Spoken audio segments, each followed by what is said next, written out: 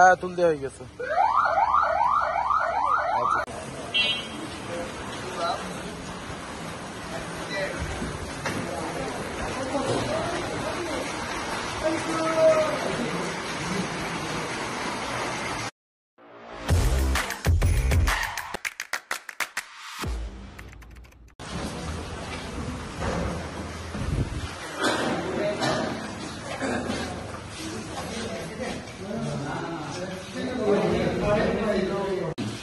আচ্ছা, আমরা হচ্ছে সাধারণ শিক্ষার্থীদের পক্ষ থেকে আমরা চুয়াডাঙ্গা যে স্টেশন, রেলওয়ে স্টেশন আছে, সেখানে আমরা দেখি যে একজন হচ্ছে পড়ে আছে আর কি, অচেতন নাই, সচেতন মানে জ্ঞানী আছে, কিন্তু সে একটু যন্ত্রণায় কাতরা ছিল। তো আমরা তার কাছে যে জিজ্ঞেস করি যে কি হচ্ছে, সে আমরা তখন জানতে পারলাম সে মানসিক ভারসাম্যহীন রোগী।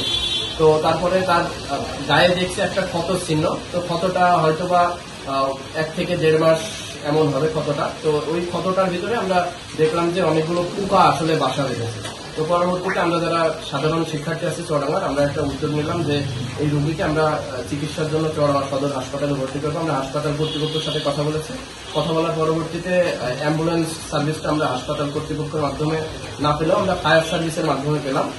যে ফায়ার সার্ভিস আমাদের যে অ্যাম্বুলেন্স সার্ভিসটা দেওয়ার মাধ্যমে সেই রোগীটা আমরা সেখান থেকে উদ্ধার করে চুয়াডাঙ্গা সদর হাসপাতালে ভর্তি করেছি, এবং ইতিমধ্যে চুয়াডাঙ্গা সদর হাসপাতালে যারা দায়িত্বপ্রাপ্ত চিকিৎসক আছেন তারা সেই রোগীর চিকিৎসা কার্য শুরু করেছে। তো আপনাদের চুয়াডাঙ্গাবাসী, আপনাদের কাছে বিনতি আবেদন, রোগীটার অবস্থা আসলে অনেক ভয়ঙ্কর অবস্থায় রূপ নিয়েছে। তার পাটা হয়তোবা মানে ক্ষতটা অনেক বেশি পরিমাণে। তো আপনাদের কাছে বিনতি আবেদন যে আপনারা আসেন, রোগীটা দেখেন। তার অর্থনৈতিক একটা সাপোর্টও দরকার আছে।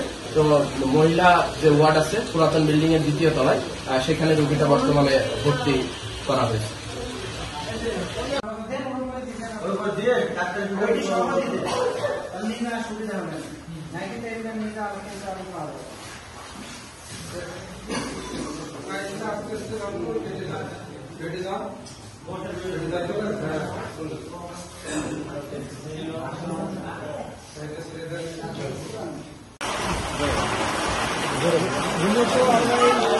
আমরা খেলতে বসা এমনি খবরে ভাই বোনের কন্ডিশনে, হ্যাঁ, তারা সবার জায়গায় তো এখানে আপনাদের রেল স্টেশন বাজারের পাশে আছে, ওখানে একজন কাগজ একবছর আমার হঠাৎ করে ওনার মুখে রক্ত বাইরে নাকি না, আছে আগে থেকে মানসিক প্রতিবন্ধী। তো আমরা ছাত্র ভাইদের সংবাদ দেওয়ার সঙ্গে করে আমরা পশ্চিমবঙ্গের হাসপাতালে বললাম।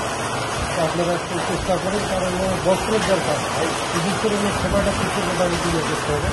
ঠিক আছে, ওনার পরিচয় জানা গেছে সাফাতে কি বলো, ওনার পরিচয় জানা যায়নি। ওনার এখন আবার বস্ত্র প্লাস চিকিৎসা আমরা আমাদের জায়গা থেকে, আমরা জানেন যে আমরা সবাই শিক্ষার্থী, আমরা ভলেন্টিয়ারি যতটুকু ওয়ার্ক করা যায় আমাদের দিক থেকে আমরা চেষ্টা করবো।